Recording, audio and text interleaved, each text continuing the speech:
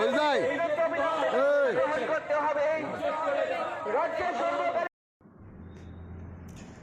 নির্বাচন যতই এগিয়ে আসছে ময়দানে ঝাঁপাটি শুরু করেছে বিরোধী দল সিপিআইএম এর উদ্যোগে রাজ্যের বিভিন্ন স্থানে ধারাবাহিকভাবে করা হচ্ছে মিটিং, মিছিল ও সভা। বুধবার ৭ রামনগর বিধানসভা কেন্দ্রের বর্ডার সংলগ্ন জয়পুর, রাজনগর এই সকল এলাকায় সিপিআইএম এর উদ্যোগে এক মিছিল সংগঠিত করা হয়। পূর্ব ঘোষিত কর্মসূচি মোতাবেক এই দিন সকালে জয়নগর জিপিসি ক্লাব সংলগ্ন এলাকায় প্রথমে সিপিআইএম কর্মী সমর্থকরা সমবেত হয়। সেখান থেকে শুরু হয় মিছিল। মিছিলের অগ্রভাগে ছিলেন সিপিআইএম এর সদর বিভাগীয় কমিটির সম্পাদক শুভাশিস গাঙ্গুলি। তিনি জানান, মানুষের গণতান্ত্রিক অধিকার ফিরিয়ে আনার জন্য, ত্রিপুরা রাজ্যে আইনের শাসন প্রতিষ্ঠার জন্য, রাজ্যের মানুষের কাজ ও খাদ্যের দাবিকে সামনে রেখে সমগ্র রাজ্যে মিছিল মিটিং করছে সিপিআইএম। তিনি আরও জানান, আসন্ন নির্বাচনী রাজ্যের জনগণ ৫৭ মাসের নিরিখে ভোট প্রদান করবে।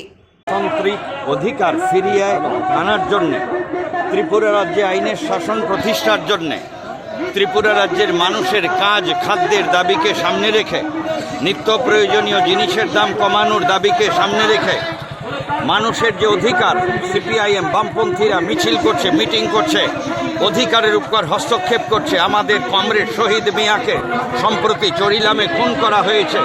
আমরা জানি যে আগামী ২০২৩ বিধানসভার নির্বাচনে ত্রিপুরা রাজ্যের জনগণ গত ৫৭ মাসের যে অভিজ্ঞতা অর্জিত হয়েছে জনগণের, এই অভিজ্ঞতার নিরিখে আমরা বলতে পারি প্রতিটি জনপদে মানুষের মধ্যে যে চিন্তা ভাবনা কাজ করছে, প্রতিক্রিয়া কাজ করছে।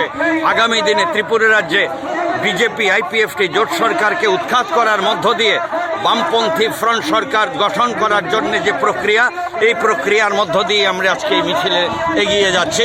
ত্রিপুরা রাজ্যের মানুষকে এটাই বলতে চাই, সন্ত্রাস করে, খুন করে, বামপন্থীদের বাড়িঘর জ্বালিয়ে দিয়ে আক্রমণ করে বামপন্থীদের রোধ করা যায় না। এই কারণেই আজকে আমরা মিছিল করছি।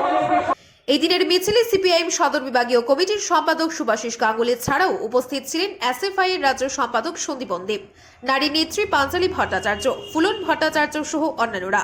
মিছিলে সিপিআইএম কর্মী সমর্থকদের উপস্থিতি ছিল লক্ষণীয়। Bureau report, Tripura news 8।